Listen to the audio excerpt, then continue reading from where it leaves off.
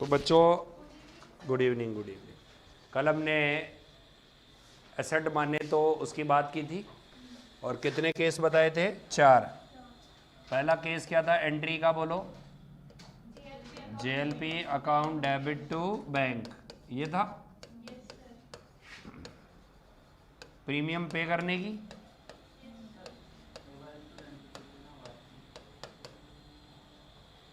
Students आवाज आ रही है क्या? अंजलि आवाज आ रही है? अब आ रही है। देख देख देख माइक में देख।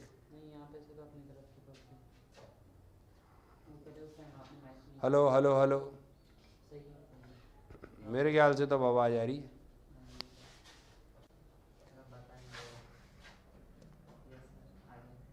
तो बच्चों दूसरी एंट्री क्या बताई थी? P&L account debit to JLP.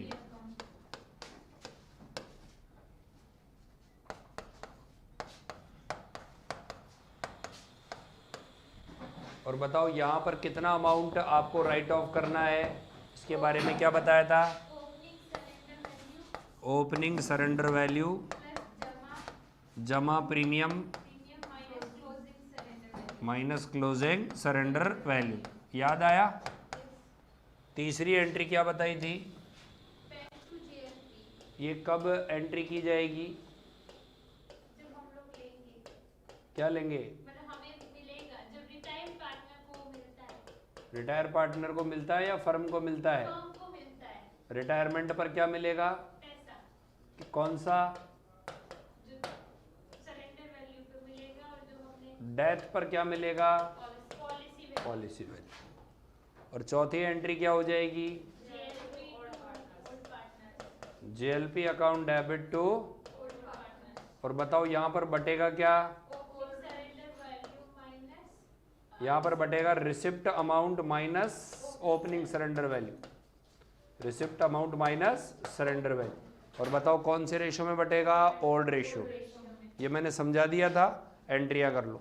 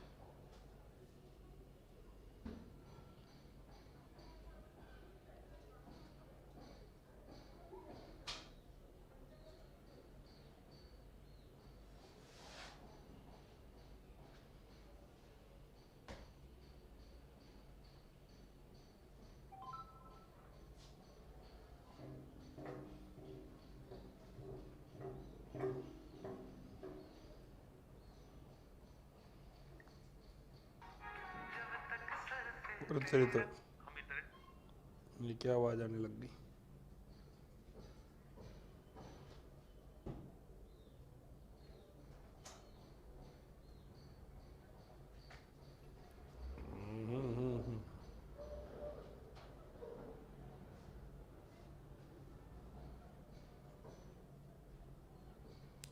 Copy हो गया बच्चों?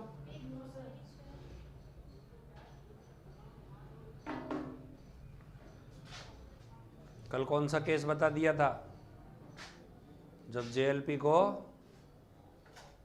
क्या माना जाए? अभी कौन सा पढ़ाया? असेट माना जाए। तीसरा कौन सा है बताओ? इन्वेस्टमेंट माना जाए। ठीक है, मैं मारता बहुत तेज हूँ, गलत मत बताना।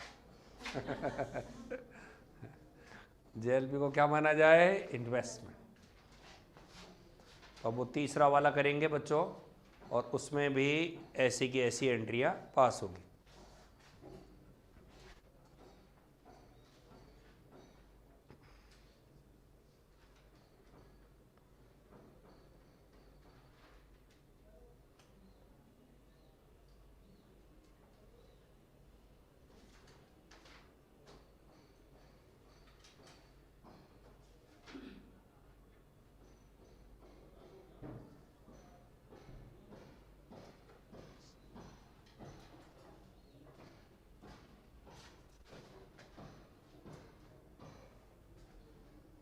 हो गया। अब लगाओ हेडिंग, जब जेएलपी को इन्वेस्टमेंट माना जाए। जब जेएलपी को इन्वेस्टमेंट माना जाए, तो बच्चों जब जेएलपी को इन्वेस्टमेंट माना जाए तो पहली एंट्री यही होगी, बोलो कौन सी, किस चीज की एंट्री, अगली एंट्री होगी P and L account debit to JLP reserve. क्या होगी, P and L account debit to, एक नया अकाउंट और खुलेगा, क्या नाम होगा उसका, और इसमें जो अमाउंट आएगी P and L account debit to JLP reserve, इसमें जो अमाउंट आएगी वो आएगी प्रीमियम राशि के बराबर। किसके बराबर, कितनी एंट्रियां हो गई, पहली एंट्री बोलो, दूसरी एंट्री बोलो, सेकंड वाली एंट्री किसके बराबर होगी। तो बच्चों होगा क्या कि इससे बैलेंस शीट में दो अकाउंट खुल जाएंगे, क्या क्या नाम से,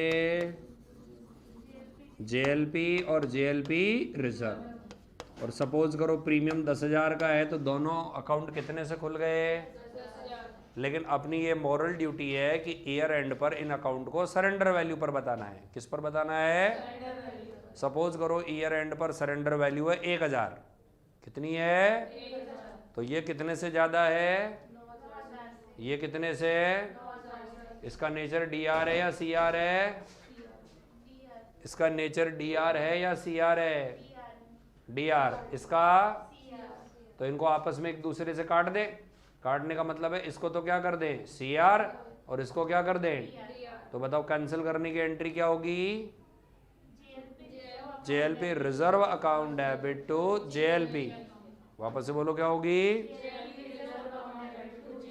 कितने रुपए से, ओपनिंग 9,000 से, और वास्तव में देखा जाए तो कितने से, ओपनिंग सरेंडर वैल्यू प्लस जमा premium minus closing surrender value, कितने से, ओपनिंग सरेंडर वैल्यू प्लस जमा premium minus closing surrender value. तो बताओ तीसरी एंट्री क्या होगी, अभी अभी जो आपने बोली, बोलो क्या होगी, JLP reserve account debit to, great, और बताओ कितने रुपए से होगी ये, प्लस, कर दी एंट्री। देन बच्चों या तो किसी की डेथ होगी या कोई क्या होगा, रिटायर, या तो किसी की क्या होगी, या फिर क्या होगा, और एंट्री यही होगी जो आपके सामने दिख रही है, बताओ कौन सी, रिटायरमेंट पर तो क्या मिलेंगे, डेथ पर क्या मिलेगा। अब कौन सी एंट्री बची, पांचवी एंट्री क्या होगी, JLP account debit, JLP reserve account debit to old partners. वापस से बोलो क्या एंट्री होगी, JLP reserve account debit, JLP account debit to, JLP account में तो वही आएगा प्राप्त राशि माइनस सरेंडर वैल्यू, और इसमें कौन सा अमाउंट आएगा, बैलेंस शीट में शो अमाउंट, कौन सा अमाउंट आएगा, जैसे बच्चों इधर देखो, ये देखो पहले साल के एंड में ये कितने कितने रुपए था, 1000, भाई 10,000 का 9,000 राइट ऑफ कर दिया, कितना था 1,000, और मान लो किसी की डेथ हो गई और डेथ होने पर मिले 1 लाख, कितने मिले, 1 लाख, तो जो चौथी एंट्री होगी वो कितने रुपए से होगी, जेएलपी रिजर्व जो बैलेंस शीट में शो हो रहा है, बताओ कितने से शो हो रहा है, 1000, तो यहाँ पर तो कितना आ जाएगा 1000, और यहाँ पर प्राप्त राशि कितनी है 1 लाख, माइनस सरेंडर वैल्यू कितनी है 1000, यानी टोटल 1000 और 99,000 टोटल कितना हो गया 1 लाख। तो ओल्ड पार्टनर में कितने बढ़ जाएंगे 1 लाख, मतलब कुल मिला के इसमें सेकंड केस तो होगा ही होगा, और एक केस और हो जाएगा जिसका नाम क्या है जेएलपी रिजर्व। तो एक बार वापस से देखो, पहली एंट्री में कोई दिक्कत नहीं है, दूसरी एंट्री में कोई दिक्कत नहीं है क्योंकि जितने का प्रीमियम जमा कराया उतने का क्या खोला, रिजर्व। तीसरी एंट्री में एक्सेस ओवर सरेंडर वैल्यू को क्या कर देते हैं, राइट ऑफ, ताकि बैलेंस शीट के दोनों साइड में ये कौन सी वैल्यू पर आए, सरेंडर वैल्यू पर। चौथी एंट्री में पैसे मिल जाएंगे, चौथी एंट्री में और 5वीं एंट्री में इन दोनों खातों को बंद किया जाएगा। तो इस खाते को बंद करने का इलाज क्या है, इसे CR करेंगे या DR करेंगे? कितने से DR करेंगे? जितने रुपए का ये है, तो जो बैलेंस शीट में ये शो हो रहा है उतने से इसको क्या कर देंगे, DR। अब बात आती इसको भी बंद करेंगे। सर इसको 1000 से बंद क्यों नहीं कर रहे? अरे तो बच्चों 1000 तो डेबिट है, पैसे कितने मिले, 1 लाख, तो ये क्रेडिट में कितना आ गया, 1 लाख, बैलेंस कितना बचा, 99। तो बंद 1000 से करूंगा या 99 से करूंगा, 99 से।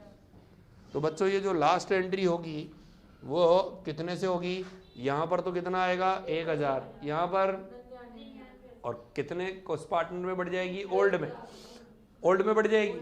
अब मैं ये कहना चाहता हूँ, मान लो एक बार के लिए कि आपको यहाँ पर 3000 रुपये मिलते हैं। कितने मिलते हैं? तो आप मुझे बताओ, ये तो पूरा का पूरा बटेगा, ये पूरा का पूरा बटेगा। तो बताओ ये वाली एंट्री कितने से होगी, JLP रिजर्व अकाउंट डेबिट कितने से करोगे, 1000, और JLP अकाउंट कितने से करोगे, 99 से क्यों करोगे, पैसे कितने मिले, 3000। तो क्या करोगे बताओ, नहीं पूरा पढ़ो, प्राप्त राशि माइनस तो बताओ कितना होगा, 3000 माइनस 1000, यानी कितने रुपए, 2000। सपोज करो यहाँ पर 9000 मिल रहे हैं, कितने मिल रहे हैं, तो बताओ ये एंट्री कितने से होगी, JLP रिजर्व अकाउंट डेबिट, ये कितने से होगी, और ये वाली कितने से होगी, 9000 माइनस 1000। सपोज करो आपको 1003 रुपये मिल रहे हैं, कितने रुपए मिल रहे हैं, तो वाली एंट्री कितने से होगी, और ये वाली 2000, ये वाली कितने से, कैसे निकाला, 1003 माइनस 1000, कितने रुपए, 3 रुपये, 3000 नहीं 3 रुपये, 1003 टोटल। तो इसमें टोटल कितनी एंट्रियां होगी, 5। कौन सा वाला केस है, ब्रैकेट में लिख लो। इस केस में JLP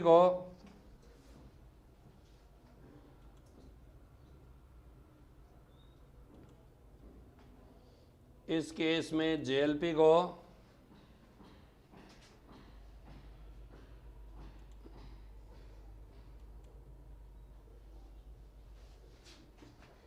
बैलेंस शीट के दोनों पक्षों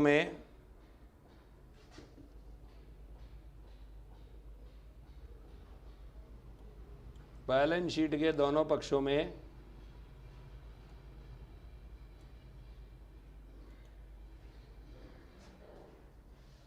सरेंडर वैल्यू पर बताया जाता है।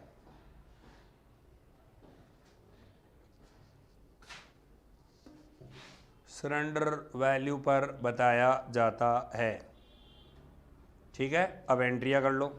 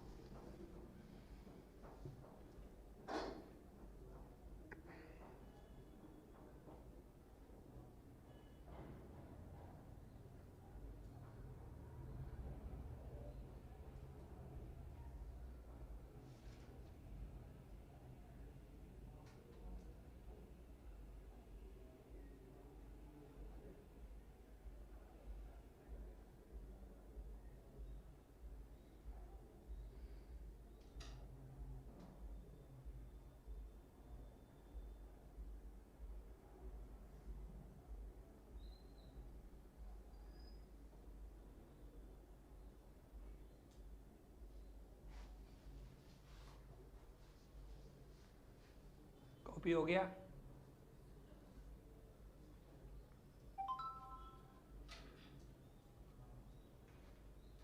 कितने केस हो गए? पहला केस क्या है? असेट माना जाए कि एक्सपेंसेस माना जाए। दूसरा, तीसरा, क्वेश्चन लिखो।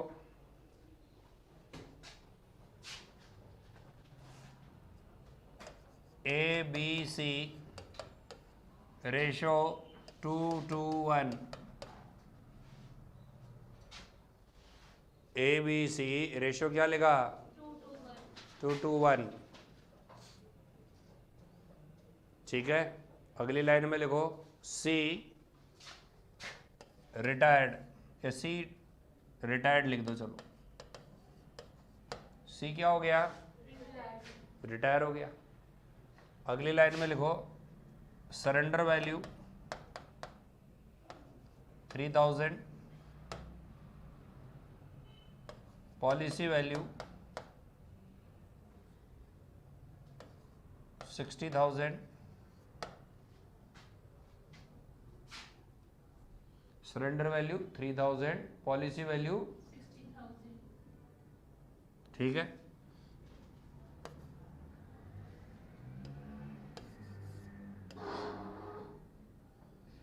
आगे लिखेंगे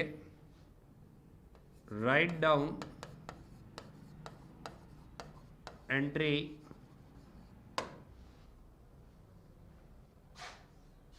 related with JLP, entry related with JLP। Entry लिखो किससे related? JLP। In 3 situation, 3 situation, if यदि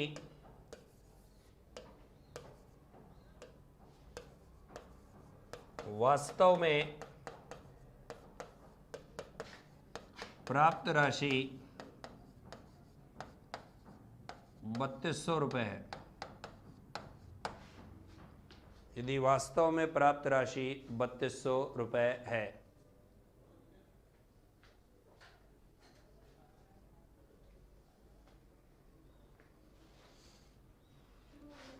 ठीक है, कर लोगे इसको? चल डेमो करके देखो। पहला एक्सपेंसेस वाला, दूसरा एसेट वाला, तीसरा इन्वेस्टमेंट वाला। बिल्कुल तीनों सिचुएशन लिख दिए मैंने, तभी तो कंसेप्ट क्लियर होगा।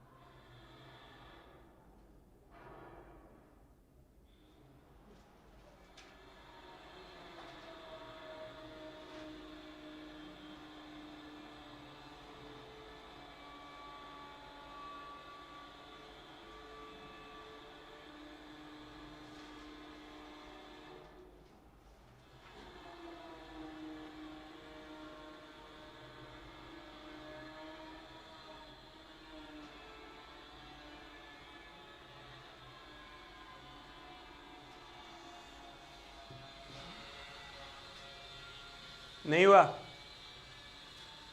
कल का पढ़ा नहीं? तो मुझे बताओ, पहली एंट्री तो तीनों में कॉमन होगी, बोलो क्या एंट्री होगी? बैंक अकाउंट डेबिट, वापस से बोलो क्या होगी? Bank account debit to JLP. वाह वाह वाह वाह वाह वाह। मुझे बताओ, प्रीमियम जमा कराने की एंट्रिया मैं क्यों करूं? है क्या प्रीमियम जमा कराने का अमाउंट? तो फिर टेंशन क्यों ले रहे हो? अरे जब प्रीमियम जमा कराने की एंट्रियां है ही नहीं, तो पहली और दूसरी एंट्री के पीछे टांग पकड़ कर क्यों बैठे हो? हैं? केवल और केवल मैंने आपको ये लिखा तो सही कि जेएलपी इन 3 सिचुएशन, तो बताओ कौन सी एंट्रियां करोगे? तीसरी और चौथी, खत्म कहानी। पहली को क्यों करोगे? प्रीमियम का है, चलो कर भी लिया तो प्रीमियम क्या लिखोगे? तो मुझे बताओ यहां पर कितने रुपए लिखूंगा? 3200। अब कॉपी मत करना, इधर देखो और बताओ कितनी सिचुएशन? 3। पहली सिचुएशन क्या? जेएलपी को क्या माना जाए? खर्चा। तो खर्चा माना जाए तो एंट्री तो ऊपर वाली तो यही होगी। अब बताओ चौथी एंट्री क्या होगी? चौथी एंट्री होगी JLP account debit to A to B to C. और कितने रुपए? 3200। रेशो क्या है? डिवाइड करो 1280, 1280, 1280 और 640। अब दूसरा केस बताओ, जेएलपी को क्या माना जाए? असेट। अब ये बताओ जेएलपी को यदि आप क्या मानते हो? असेट मानते हो, तो आप मुझे ये बताओ, पहली एंट्री तो यही होगी, लेकिन दूसरी एंट्री में जब डिस्ट्रीब्यूट करने की बारी आएगी तो क्या हम 3200 डिस्ट्रीब्यूट करेंगे? नहीं, हम केवल कितने डिस्ट्रीब्यूट करेंगे? 200। अब सही लाइन पकड़ लिया आपने 200 बोल करके।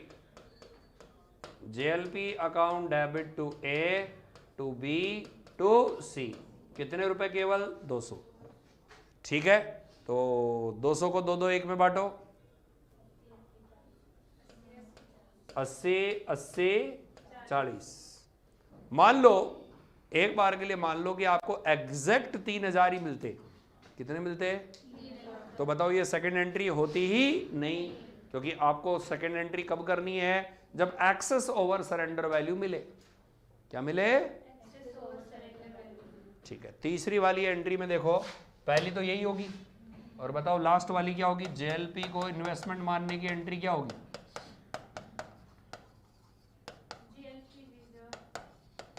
जेएलपी रिजर्व अकाउंट डेबिट और JLP account debit to A to B to C. और बताओ कितने कितने से होगा? जेएलपी रिजर्व कितने से होगा? 3000। ये कितने से होगा? 200। सर आपको कैसे मालूम पड़े 3000 से होगा? अरे सरेंडर वैल्यू के बराबर होता है। तो 3200 को डिवाइड करोगे, बताओ कितना? 1280, 1280, 640। खत्म।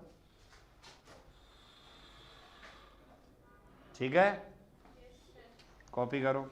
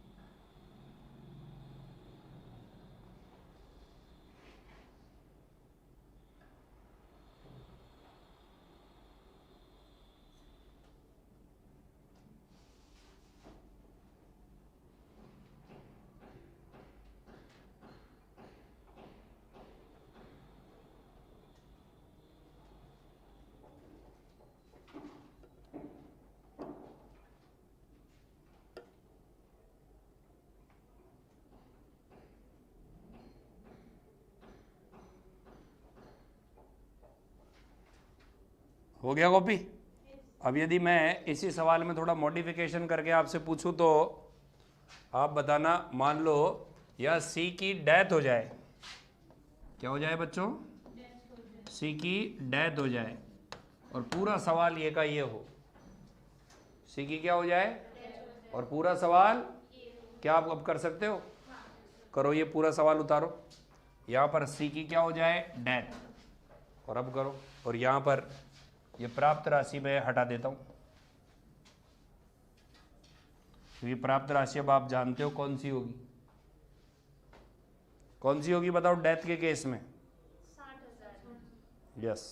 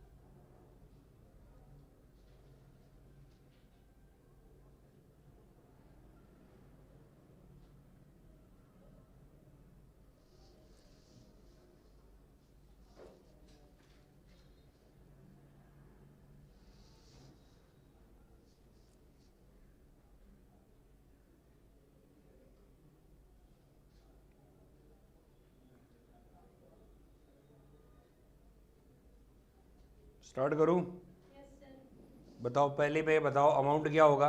60,000। यहाँ पर अमाउंट आएगा 60,000 आएगा। Yes sir. अब मुझे बताओ, जब जेएलपी को खर्चा माना जाए तो जो मिलेगा वो बटेगा, किस रेशो में बटेगा? 2-2-1 में। कितना कितना आया?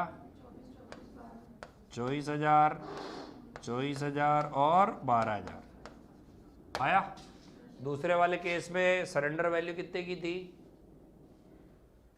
3,000। तो बताओ बटने के लिए कितना अमाउंट आएगा? 57,000। 57,000 को बांटो 2-2-1 में। 57,000 को 2-2-1 में बांटो।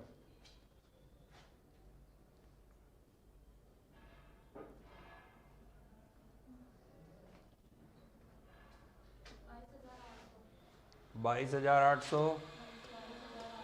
22,800, 11,400। और लास्ट वाले में बताओ क्या होगा जब जेएलपी को इन्वेस्टमेंट माने तो क्या होगा भाई? जेएलपी रिजर्व तो आएगा ही आएगा, और यहाँ कितना आएगा 57, और वापस से कितना कितना आ जाएगा 24, 24 और 12। ये लो।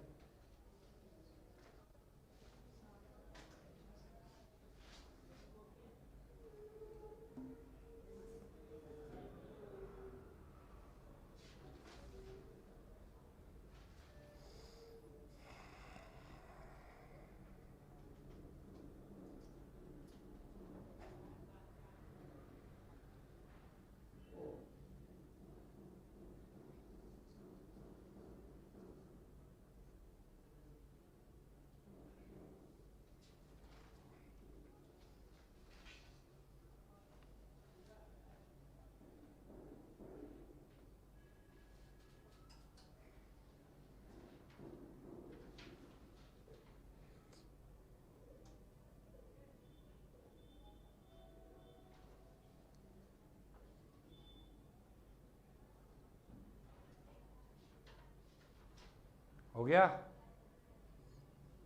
बताओ, दोनों केस बता दिए मैंने, एक तो रिटायरमेंट वाला भी बता दिया और कौन सा बता दिया, डेथ वाला। ओके, अब हम करेंगे फर्म का समापन। किसका समापन? क्या होता है फर्म का समापन? आपने बिजनेस ऑर्गेनाइजेशन में पढ़ा होगा साझेदारी फर्म, साझेदारी फर्म का समापन और साझेदारी के समापन में अंतर। एक तो होता है डिसॉल्वेशन ऑफ पार्टनरशिप और एक होता है dissolution of partnership firm. Both are different. दोनों में क्या है फर्क है? क्या फर्क है? एक तो है डिसॉल्वेशन ऑफ पार्टनरशिप, साझेदारी का समापन, और एक होता है डिसॉल्वेशन ऑफ पार्टनरशिप फर्म। इन दोनों में क्या फर्क है? एक तो जो पार्टनर्स के बीच में कॉन्ट्रैक्ट है वो खत्म हो जाता है, और एक वो होता है कि फर्म ही खत्म हो जाती है तो फिर पार्टनरशिप भी नहीं रहती है। जैसे कॉन्ट्रैक्ट खत्म होता है का एग्जांपल? जैसे कि कोई भी प्रोजेक्ट के लिए मैं और कोई भी दूसरा, इसमें ऐसा बोलना चाहिए नया आए पुराना जाए, पुराने की डेथ हो जाए, तो वो बोला जाता है डिसॉल्वेशन ऑफ पार्टनरशिप। और जब हिसाब किताब को निपटा करके सब अपने अपने घर चले जाएं तो पार्टनरशिप के डिसॉल्वेशन में रिवैल्यूएशन अकाउंट बनता है। कौन सा अकाउंट? लेकिन यहां पर रियलाइजेशन अकाउंट बनता है। क्या बनता है? पार्टनरशिप के डिसॉल्वेशन में बुक्स बंद नहीं होती है और यहां पर बुक्स बंद होती है। पार्टनरशिप के डिसॉल्वेशन में बिजनेस बंद नहीं होता है, बट यहां बुक्स बिजनेस भी बंद होता है।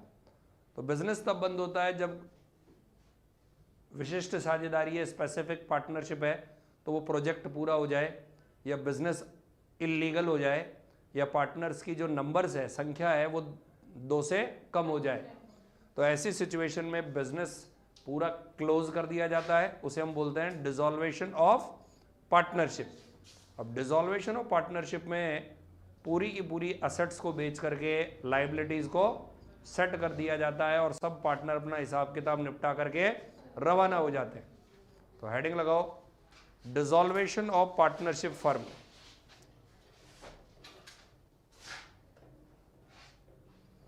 Dissolution of partnership firm.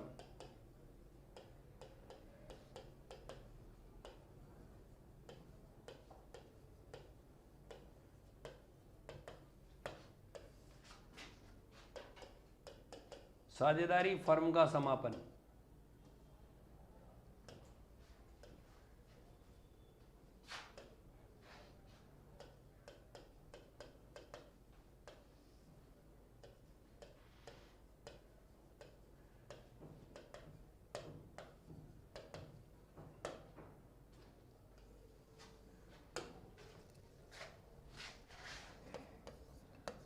Partners के बीच कॉन्ट्रैक्ट बदल जाए।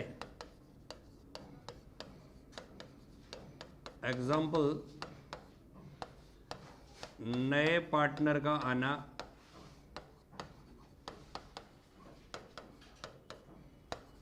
और पुराने पार्टनर का फर्म छोड़कर जाना।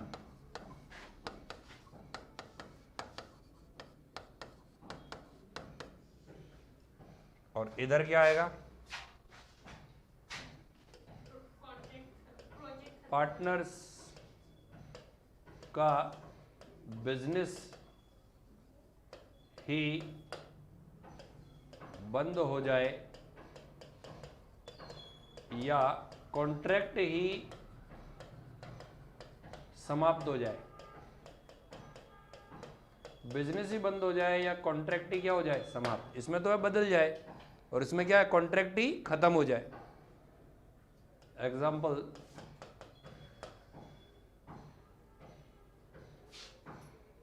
बिजनेस इलीगल हो जाए। सर इलीगल कैसे? जैसे गुटखे का काम था और गुटखा बेचना सरकार ने क्या कर दिया? बंद। ये लो। या 2 से कम पार्टनर हो जाए, 2 से क्या हो जाए? कम पार्टनर्स हो जाए। या फिर कोर्ट ऑर्डर करे, या फिर पार्टनर्स ही डिसाइड कर दें। पार्टनर डिसाइड करे कि बिजनेस को क्या कर दे? बंद कर दे। खत्म। सब अपने अपने घर जाओ, मक्के की रोटी खाओ और सो। ठीक है। इसमें कौन सा अकाउंट बनता है? रिवैल्यूएशन अकाउंट बनता है। और बच्चों उधर कौन सा अकाउंट बनता है? रियलाइजेशन अकाउंट बनता है। रियलाइजेशन अकाउंट बनता है। नंबर 3, बुक्स बंद, बिजनेस बंद नहीं होता। बुक्स बंद नहीं, बिजनेस बंद नहीं। और इधर क्या लिखेंगे? बुक्स बंद और बिजनेस बंद होता है। ये किस किस में डिफरेंस है? पार्टनरशिप में और पार्टनरशिप फर्म में।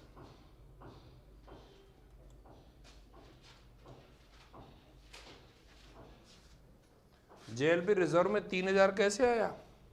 अरे जेएलपी रिजर्व में 3000 ऐसे आया ना, अपन ने सवाल बताया था, तो जेएलपी रिजर्व का बैलेंस सरेंडर वैल्यू के बराबर होता है, इस कारण से 3000 आया था।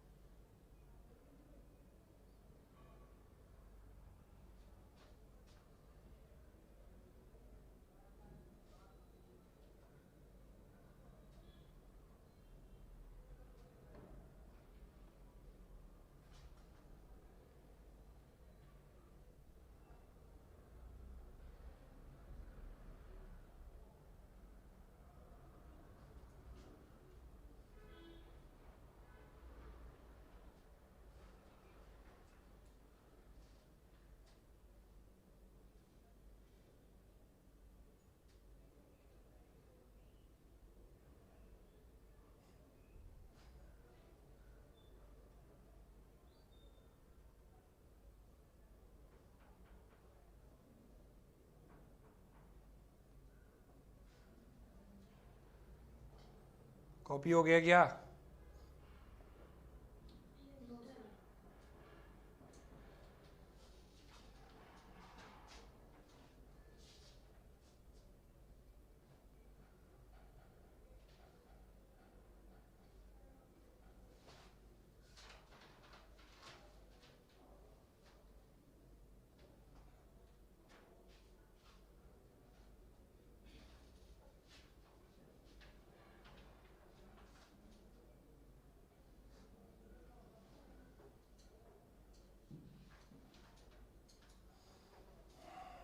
बच्चों ये हमने किस किस में डिफरेंस बता दिया।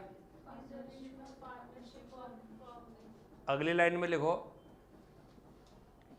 फर्म के डिसॉल्वेशन में 4 अकाउंट बनते हैं। फर्म के डिसॉल्वेशन में 4 अकाउंट बनते हैं। Number 1 realization account, number 2 partners capital account,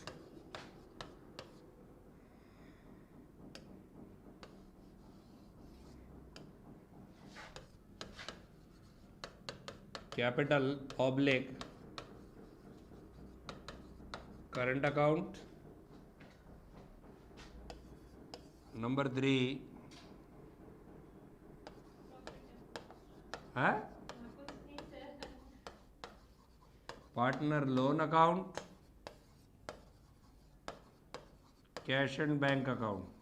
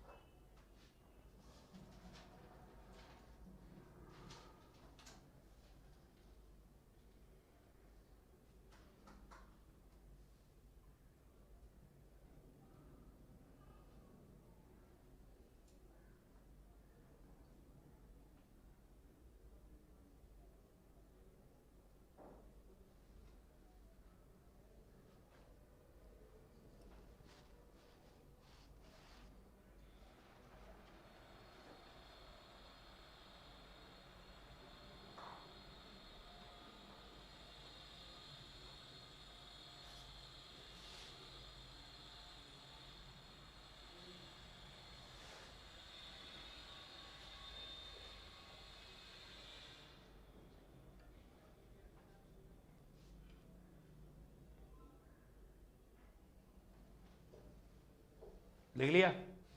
बताओ कितने अकाउंट है? नाम बोलो क्या क्या?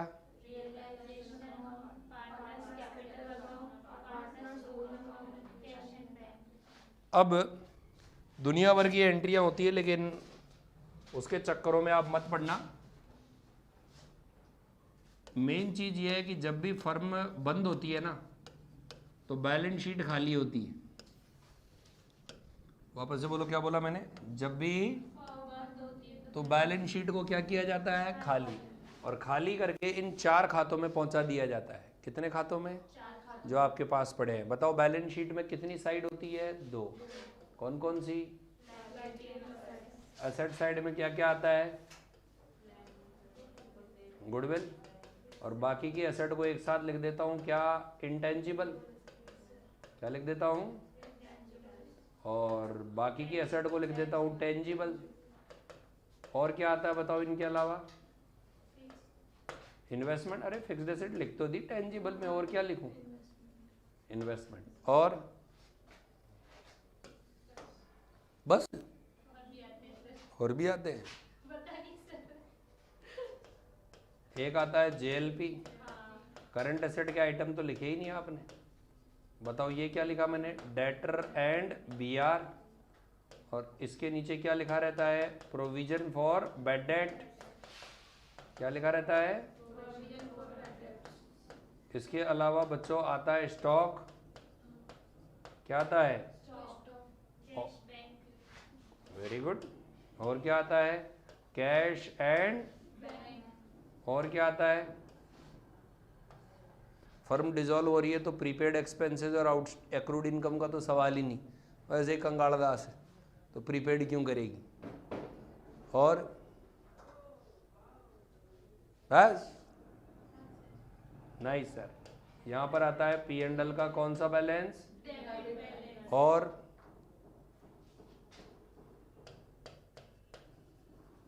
पार्टनर सी का करंट अकाउंट, किसी पार्टनर का करंट अकाउंट, और सी का लोन अकाउंट। सी का क्या आ सकता है? लोन भी तो आ सकता है। अरे ठीक है, बताओ ये कौन सी साइड की बात हो रही है? अब ये एसेट साइड है तो ऐसी की ऐसी क्या होगी? बताओ लाइबिलिटी साइड में क्या क्या आएगा? Capital account. कैपिटल अकाउंट में क्या क्या? A B C. और क्या आएगा? Current account. करंट अकाउंट में मैं केवल किसके नाम लिखूंगा? ए और बी। सी का क्यों नहीं लिखा? वो तो उधर था। इसके अलावा और क्या आ सकता है? पी एंड एल का कौन सा बैलेंस? क्रेडिट। और क्या आ सकता है? General reserve. और क्या आ सकता है? JLP reserve. और लोन। चलो जी, ए का लोन, चलो जी, बी की वाइफ का लोन, और क्रेडिटर एंड बिल्स पेबल, और आउटस्टैंडिंग एक्सपेंस। ठीक है, अब आपको करना क्या है बच्चों? इन बैलेंस शीट के इन सभी खातों को 4 खातों में डालना है। तो सर वो 4 कौन से हैं? ये रहे। कौन कौन से? जैसे मनुष्य जीवन 4 चरणों में है, ठीक है, ब्रह्मचर्य, ग्रस्त, वानप्रस्थ, संन्यास, वही वैसे ही ये पूरी बैलेंस शीट को किसमें? बताओ, गुडविल को कहाँ डालेंगे? अरे रियलाइजेशन। बताओ एंट्री क्या होगी? भाई एसेट का नेचर डेबिट है तो इसे बंद करने के लिए क्या करेंगे? क्रेडिट। और कौन से अकाउंट को डेबिट करेंगे? ये भी रियलाइजेशन, ये भी रियलाइजेशन, ये भी रियलाइजेशन, ये भी रियलाइजेशन। गया, बचा क्या? ये है 1 लाख और ये है 20,000। ये कितना है? ये बचे कितने? तो बताओ 1 लाख को डालें, 20,000 को डालें या 80,000 को डालें? आंसर है 1 लाख को और 20,000 को। बच्चों यदि 80,000 को डालोगे तो खाते ही बंद नहीं होंगे। आपको पूरा डेटर अकाउंट बंद करना है, पूरा प्रोविजन अकाउंट बंद करना है। तो बताओ इस अकाउंट को बंद करने की एंट्री क्या होगी? Realization account debit to debtor. और इस अकाउंट को बंद करने की एंट्री क्या होगी? Provision account debit to realization. तो 80 से नहीं करेंगे, 1 लाख से अलग और 20 से। तो बताओ इसको भी कहाँ भेजेंगे? रियलाइजेशन। इसको भी कहाँ भेजेंगे? इसको भी, इसको ओपन करेंगे। इमोशनल हो जाओ, रियलाइजेशन ओपन करेंगे। पी एंड एल का डेबिट बैलेंस,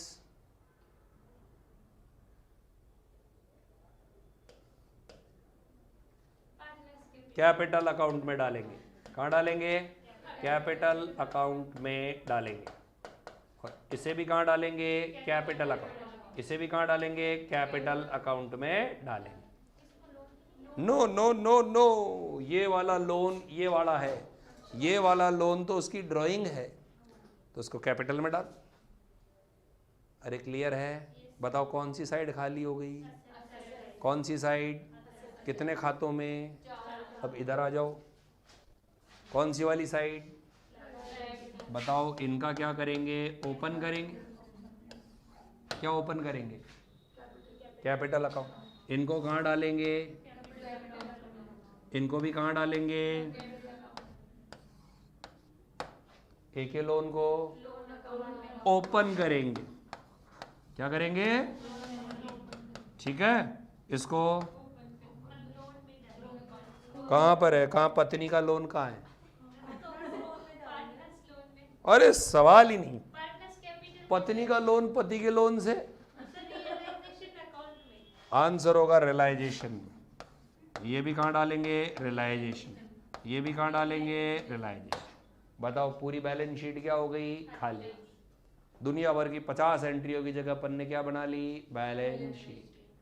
कुल मिला के हमें पूरा काम कितनी एंट्रियों में करना है? बैलेंस शीट क्या कर दी? खाली। अब एक बार जब मैं बैलेंस शीट खाली कर दूंगा तब मैं एसेट को बेचूंगा और लायबिलिटी को चुकाऊंगा। तुम सबको अपनी अपनी मम्मी की कसम होगी उसमें कि आपको इन 4 के अलावा 5वां नाम नहीं लेना है, लेकिन फिर भी तुम तोड़ोगे। क्योंकि हर बार की ये बात है, ये कसम भी मैं इस कारण से डलवा रहा हूँ कि कुछ परसेंटेज कम हो जाता है। जैसे यदि कसम नहीं डलवाई तो ये गलती के चांस हो जाते हैं 80%, लेकिन कसम डलवाने पर ये हो जाते हैं 70%। 10% की क्या आती है, कमी। मैं वापस से बोल रहा हूँ कि चाहे कुछ भी हो जाए, दुनिया में तबाही आ जाए, आपको केवल कितने खाते रखने हैं? 4। कितने खाते? 4। एक बार वापस से बोलो। 4। एक बार और। 4। लेकिन तुम फिर भी नहीं मानोगे। तो तैयार डेमो देखने के लिए?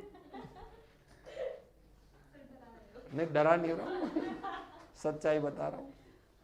अब मान लो आपने कोई एसेट बेची, टेंजिबल और इंटेंजिबल।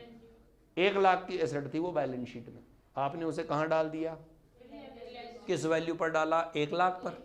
भाई ध्यान रखना, बैलेंस शीट खाली करने का मतलब है पूरी पूरी value, no if no but, कुछ नहीं, जितनी वैल्यू थी उतनी से ट्रांसफर। देखना ही नहीं कितने में बेचेंगे, ज्यादा कम कुछ नहीं।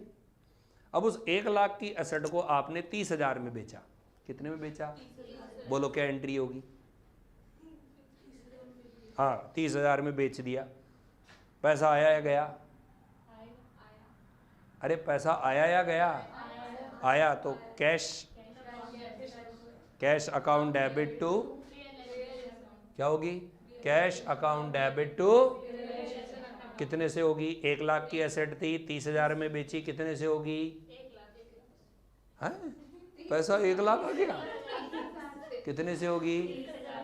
और 70,000 का क्या करेंगे?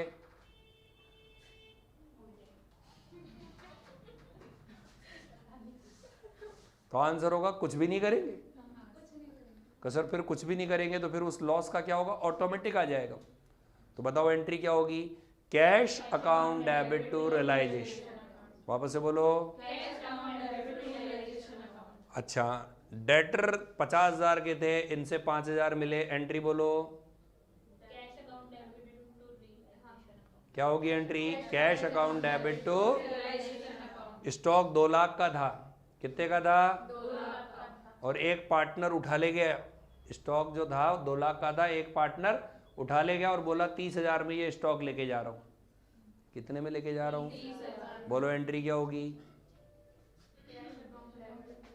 कैश कहाँ से आ रहा है?